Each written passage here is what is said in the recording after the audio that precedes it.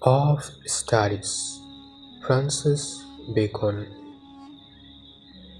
আজ আমরা পড়াশোনার জগতে পা রাখব, একটি জগৎ যেখানে জ্ঞানের আলো মানুষের মনকে আলোকিত করে, জীবনকে গঠন করে। আমাদের গল্প শুরু হয় ১৬শ শতাব্দীর ইংল্যান্ডে, একজন মানুষের কলমে, যিনি ছিলেন দার্শনিক, আইনজ্ঞ এবং সাহিত্যের জগতে উজ্জ্বল নক্ষত্র, ফ্রান্সিস বেকন। তার প্রবন্ধ অফ স্টাডিজ আমাদের শেখায় পড়াশোনার গুরুত্ব, এর উদ্দেশ্য এবং জীবনে এর প্রভাব। চলুন এই সাধারণ প্রবন্ধের গভীরে ডুব দিই। ফ্রান্সিস বেকন জন্মগ্রহণ করেন ১৫৬১ সালে লন্ডনে। রেনেসাঁ যুগে এই সময়ে ইউরোপে জ্ঞানের জোয়ার বইছিল। বেকন ছিলেন একজন বহুমুখী প্রতিভা। তিনি ছিলেন দার্শনিক, বিজ্ঞানী, আইনজ্ঞ এবং রাষ্ট্রনায়ক। তার লেখা প্রবন্ধগুলো সংক্ষিপ্ত, তীক্ষ্ণ এবং জীবনের বিভিন্ন দিক নিয়ে গভীর চিন্তাভাবনার প্রতিফলন। অফ স্টাডিজ প্রকাশিত ১৫৯৭ সালে তার এসেস সংকলনে পড়াশোনার উদ্দেশ্য ও গুরুত্ব নিয়ে একটি নিরবধি দর্শন। এই প্রবন্ধে বেকন আমাদের বলেন, পড়াশুনো কেবল জ্ঞান অর্জন নয়, এটি জীবনকে পরিপূর্ণ করার একটি শিল্প। প্রবন্ধের মূল বিষয়বস্তু। অফ স্টাডিজ একটি ছোট কিন্তু গভীর প্রবন্ধ। এখানে বেকন পড়াশোনার ৩টি প্রধান উদ্দেশ্যের কথা বলেন: আনন্দ, শোভা এবং সক্ষমতা। চলুন এই প্রবন্ধের মূল বক্তব্যগুলো একে একে দেখি। পড়াশোনার উদ্দেশ্য। বেকন বলেন, studies serve for delight, for ornament and for ability. অর্থাৎ পড়াশুনো আমাদের আনন্দ দেয়, আমাদের ব্যক্তিত্বকে সৌন্দর্যমণ্ডিত করে এবং আমাদের সক্ষম করে। যখন আমরা নির্জনে বই পড়ি, তখন এটি আমাদের মনে আনন্দ যোগায়।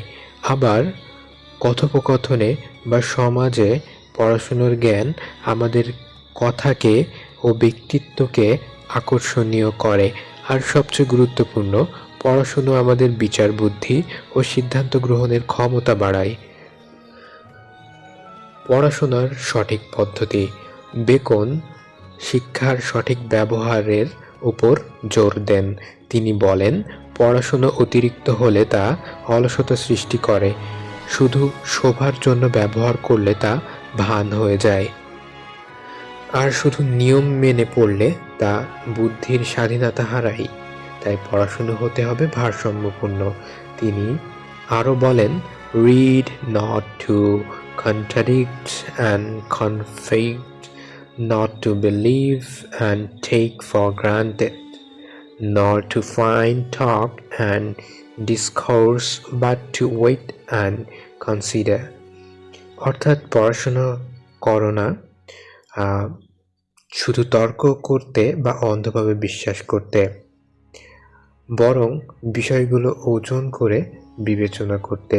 অর্থাৎ পড়াশুনো কেবলমাত্র অন্ধভাবে বিশ্বাস করলেই হবে না এবং এগুলো নিয়ে বিতর্কের কাজে ব্যবহার করলে হবে না।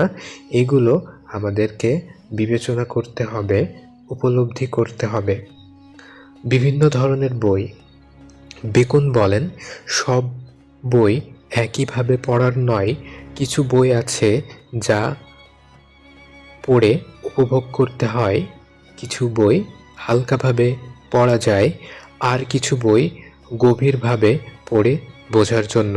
তিনি বলেন, some books are to be tasted, other to be swallowed, and some few to be chewed and digested. এরূপ রূপকের মাধ্যমে বেকন আমাদের শেখান, বইয়ের ধরন অনুযায়ী পড়ার পদ্ধতি বেছে নিতে হবে। পড়াশোনার প্রভাব। পড়াশুনো মানুষের মানসিক দুর্বলতা দূর করে। বেকন বলেন, ইতিহাস মানুষকে জ্ঞানী করে, কবিতা কল্পনা শক্তি বাড়ায়, গণিত মনকে সূক্ষ্ম করে, প্রাকৃতিক দর্শন গভীরতা দেয়, আর নীতিশাস্ত্র মানুষকে নৈতিক করে। তিনি বলেন, হিস্টোরিজ মেক ম্যান উইস, পোস্ট witty, the mathematics subtle, nature philosophy deep, moral grave, logic and rhetoric able to contend. এইভাবে পড়াশোনা মানুষের জীবনকে পরিপূর্ণ করে। প্রবন্ধের গুরুত্ব ও দর্শন। ফ্রান্সিস বেকনের অফ স্টাডিজ কেন আজও গুরুত্বপূর্ণ? কারণ এই প্রবন্ধ শুধু পড়াশোনার উদ্দেশ্যেই বলে না, এটি আমাদের শেখায় কিভাবে জ্ঞানকে জীবনে প্রয়োগ করতে হয়। বেকন ছিলেন একজন বাস্তববাদী দার্শনিক। তিনি বিশ্বাস করতেন জ্ঞান তখনই মূল্যবান যখন তা জীবনে কাজে লাগে। তার এই প্রবন্ধ শিক্ষার্থীদের জন্য একটি পথপ্রদর্শক। এটি আমাদের মনে করিয়ে দেয় পড়াশুনো কেবল পরীক্ষায় পাশ করার জন্য নয়, বরং জীবনকে সমৃদ্ধ করার জন্য। বেকনের বাণী ও জীবনে এর প্রয়োগ। বেকনের বাণী আমাদের জীবনে কিভাবে প্রয়োগ করা যায়। তিনি বলেন, পড়াশোনা হতে হবে উদ্দেশ্যমূলক। আমাদের বুঝতে হবে কোন বই কিভাবে পড়তে হবে, কিভাবে জ্ঞানকে কাজে লাগাতে হবে।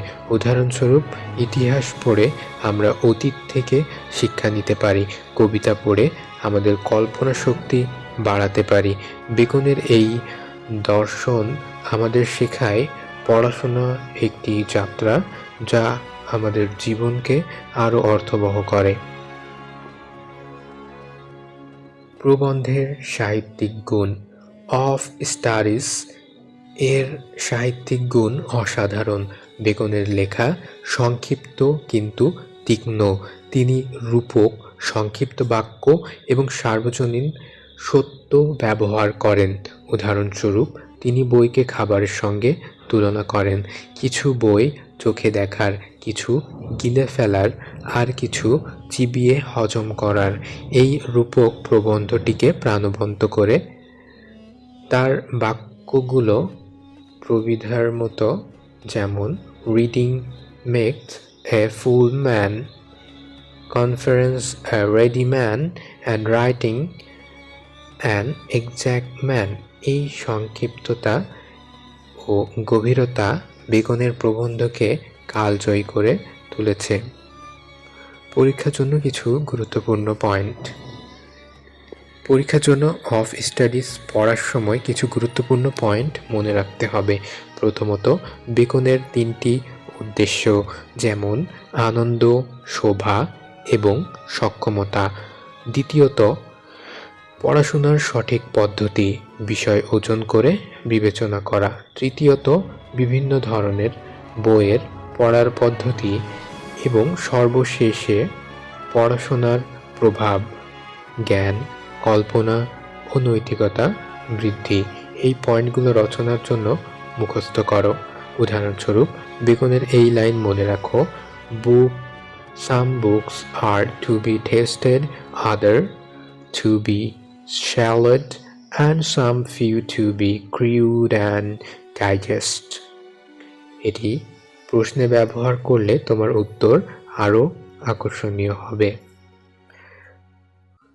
বেকনের শিক্ষা আজও প্রাসঙ্গিক। ফ্রান্সিস বেকনের অফ স্টাডিজ আজও আমাদের জীবনে আলো ছড়ায়।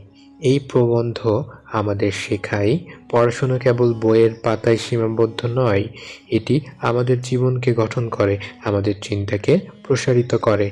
বেকনের বাণী আমাদের মনে করিয়ে দেয়, জ্ঞান অর্জন করো, তবে তা জীবনে প্রয়োগ করো। তাই আজই একটি বই হাতে নাও, পড়াশোনার এই যাত্রায় এগিয়ে যাও, কারণ বেকনের ভাষায় reading make a full man.